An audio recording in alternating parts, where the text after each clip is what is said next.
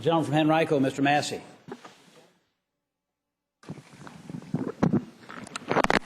Mr. Speaker, I rise for a point of personal privilege, please. Gentleman may proceed. Thank you, Mr. Speaker. Mr. Speaker, ladies and gentlemen of the House, the Medicaid Obamacare expansion debate goes on.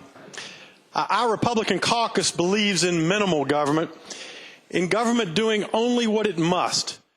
Our Republican caucus also deeply believes in helping those who cannot help themselves, and health care is one of those activities that we must help with.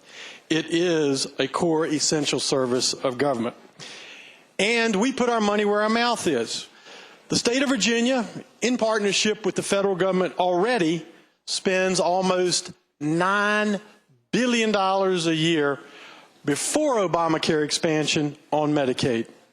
So, Mr. Speaker, here is my business perspective on the proposed Obamacare expansion. First, at $9 billion a year, already 22% of our general fund and growing at an unsustainable 8% per year, Medicaid is already the largest government entitlement program in the state, covering almost 1 million Virginians. Medicaid will consume $674 million, or 43% of the new revenues in our new two-year budget. Our Secretary of Health and Human Services and our Medicaid fraud unit has told us that 30%, or $2.7 billion out of that $9 billion, and that's our money, that's our constituents' money, is lost to waste, fraud, and inefficiencies. Further, Mr. Speaker, as our majority leader so eloquently pointed out last Thursday, when was the last time entitlement program costs were accurately estimated, or were even close to right?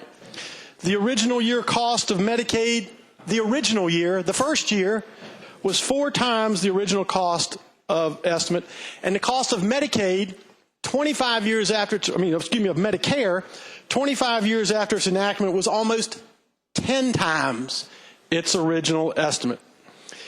Mr. Speaker, as such, we cannot prudently, responsibly expand such an entitlement program at this time. We must reform it and look for the Virginia way, and that is exactly what we are doing in this House. In addition to the ongoing 3 phases of reforms, the House Republican caucus, led by our Vice Chairman of the Medicaid Innovation Reform Commission, Delegate Landis, are proposing today and insisting on JLARC managing a complete and independent operational and financial audit of Medicaid. Medicaid has never been independently reviewed from an operational point of view or a financial point of view. It's a horrible way to do business. And for those of you who have skeptics, those of you who have been around for a few years, I just say, remember VDOT.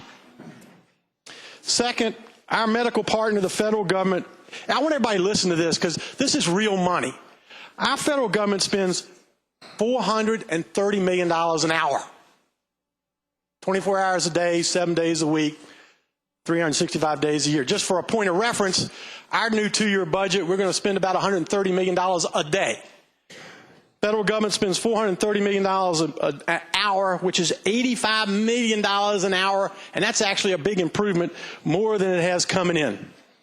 Additionally, that's the easy part of the story.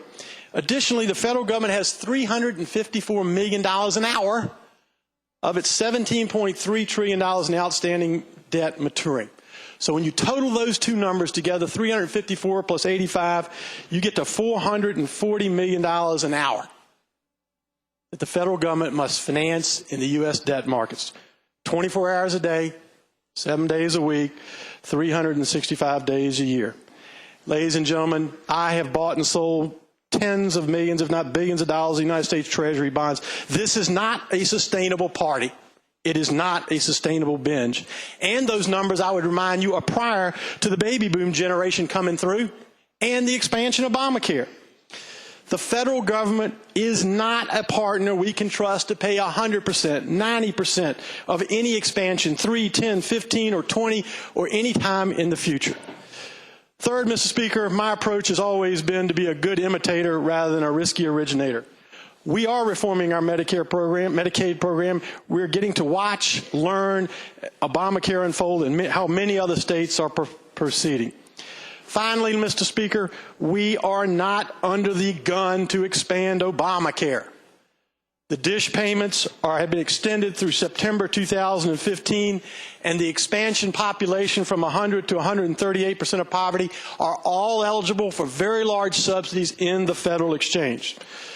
So, Mr. Speaker, all of this screams out to me for prudence, patience, and an extremely circumspect bipartisan search for the Virginia way, not willy-nilly expansion during this session or at any time in the near future. Thank you, Mr. Speaker.